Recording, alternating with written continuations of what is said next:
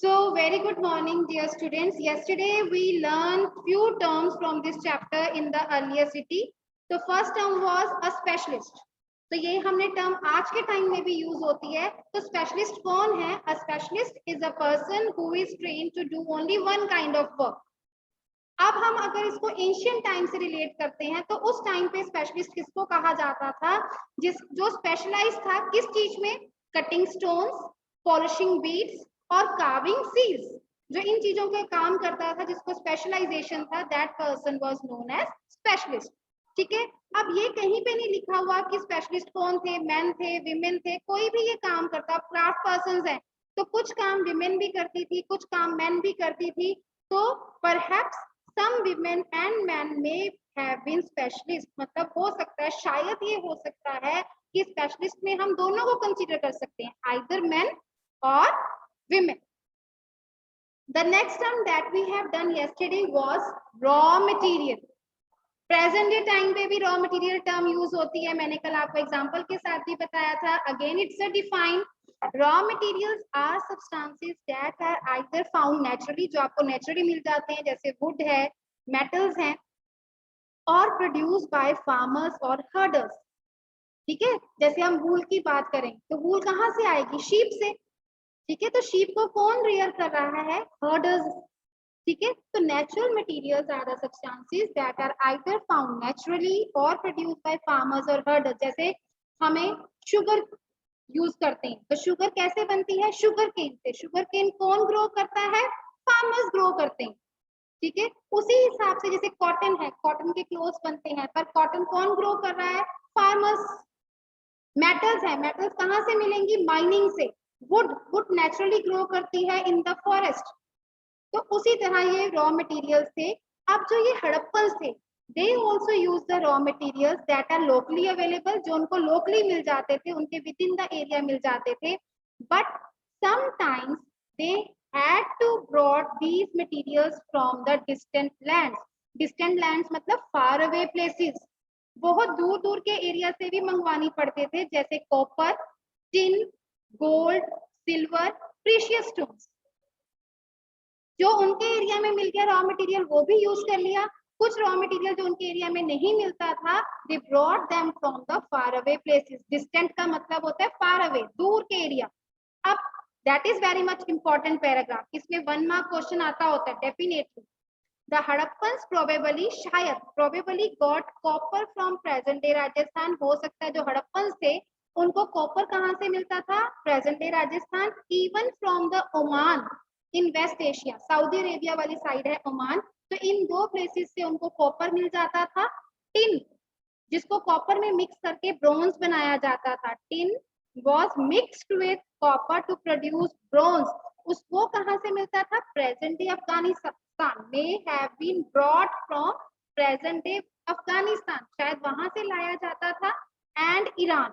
इन दो प्लेसेस से लाया जाता था. Gold, gold could have come from the present day Karnataka. अगर आपने पढ़ा हो कर्नाटका में कोलार माइंस है, अभी भी हैं जहाँ पे गोल्ड माइनिंग होती है, तो वहां से लाया जाता रहा होगा. and the precious stones from present day Gujarat, Iran and Afghanistan. ठीक है. तो यहाँ पे आपको पता लगेगा जो रॉ मटेरियल है वो विद इन एरियाज, मतलब जो उनके नियर बाय एरियाज से, लोकल एरियाज, वहां से भी आ रहा था. एंड फ्रॉम डिस्टेंट लैंड, जो फार अवे प्लेसेस थे वहां से भी आ रहा था.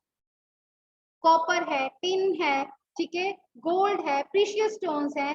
so these were brought from the far away places. and please mark it as very much important. 1 mark question के लिए बहुत important है.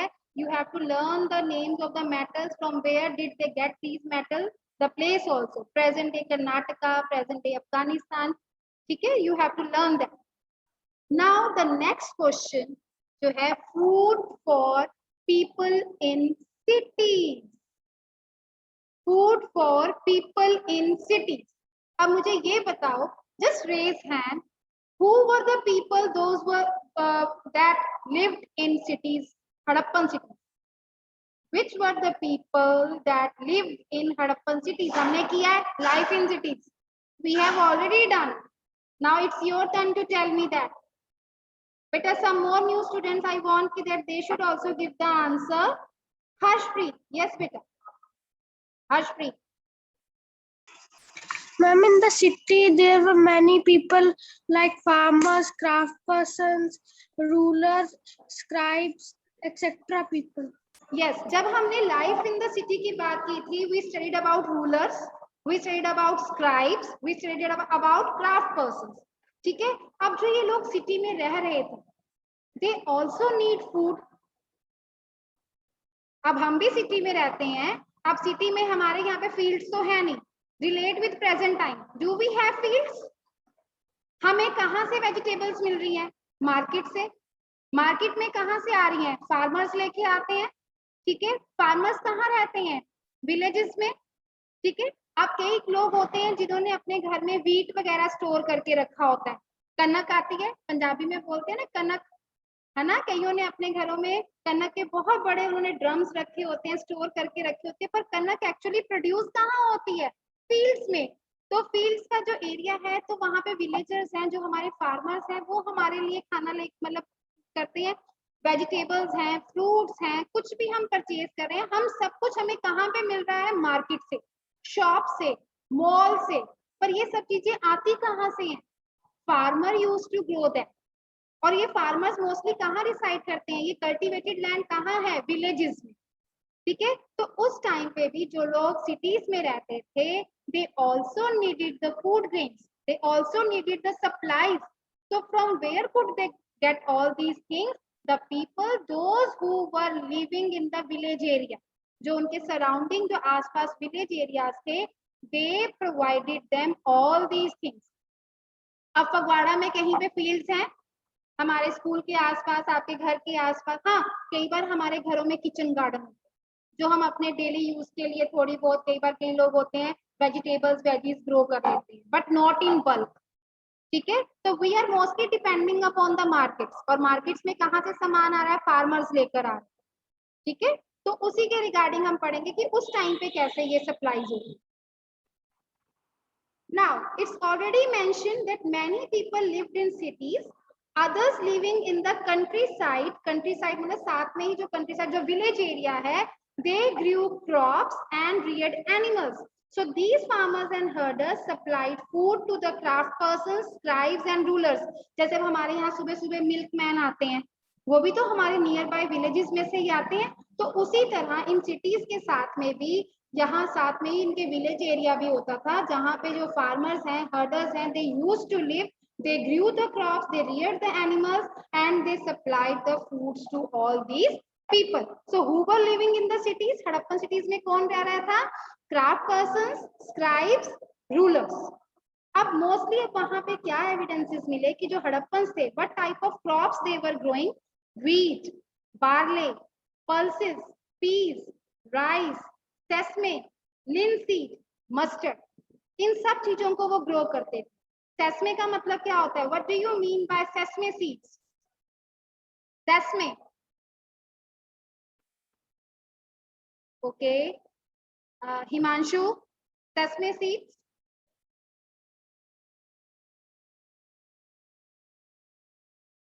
अनमोल? तिल। तिल, वेरी गुड। मस्टर्ड? मस्टर्ड क्या है? हमारे घरों में भी मस्टर्ड आते हैं ना, मस्टर्ड ऑयल आता है, पर वैसे मम्मा ने कई बार किचन में मस्टर्ड के सीड्स भी रखे होते हैं। तो Harshpreet Chawla, Harshpreet. Ma'am yes. Mustard? Ma'am राई। नहीं, सरसों। मैम सरसों, यस। सरसों। मैम लिन सीड्स है, हाँ लिन सीड्स होते हैं, जो फ्लैक्स प्लांट है उसके सीड्स होते हैं। फ्लैक्स एक प्लांट है, उसके सीड्स को यूज करते हैं लिन सीड्स। मतलब इस तरह की क्रॉप्स वो ग्रो किया करते हैं। अब इसका मतलब कल्टीवेशन हो रहा है। कल्टीवेशन के लिए दे रिक्वायर टूल्स। अब सबसे बेसिक जो चीज है टूल, दैट इज प्लो।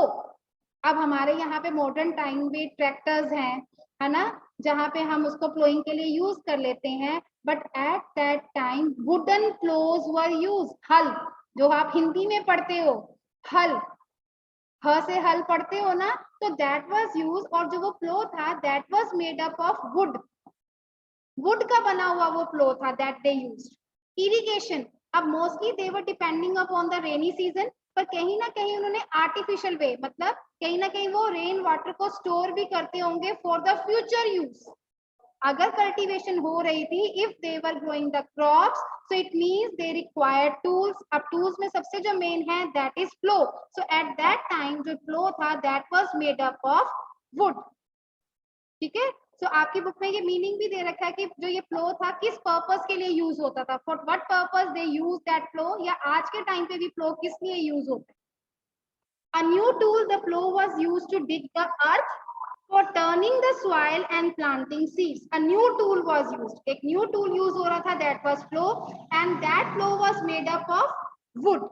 अब उसके इतने ज्यादा रिमेन्स तो नहीं मिले, हाँ उनको टॉयज मॉडल मिले, ठीक है, टॉय मॉडल मिले, जिससे पता लगता है कि at that time the people use the plough and that plough was made up of would.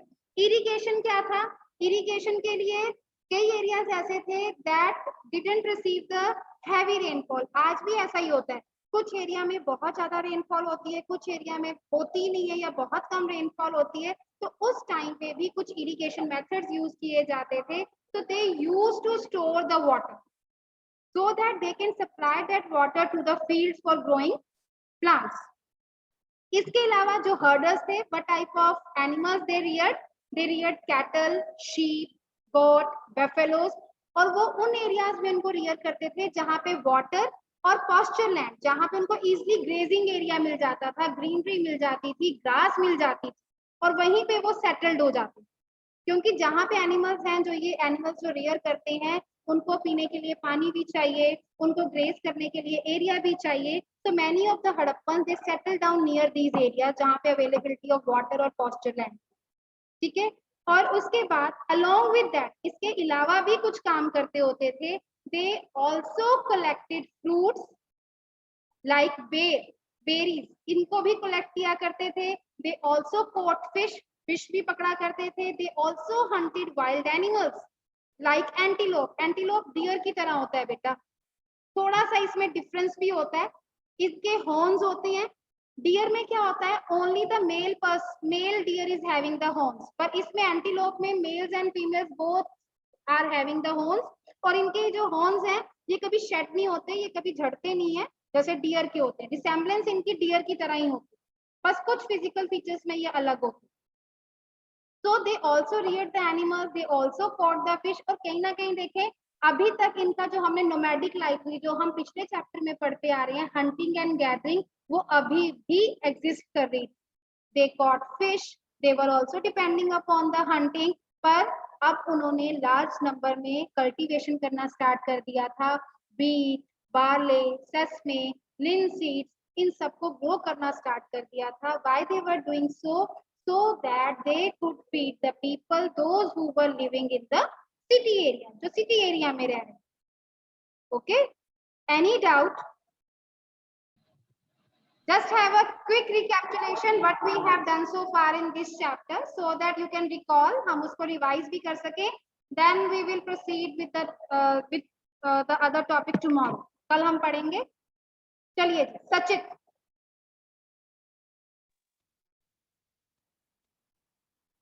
Just define specialist. Define specialist. Your voice is not audible. Specialist is a person. A specialist is a person who is professional in some work. Okay, very good. Now I am going to ask next question from Harshpreet Chawla.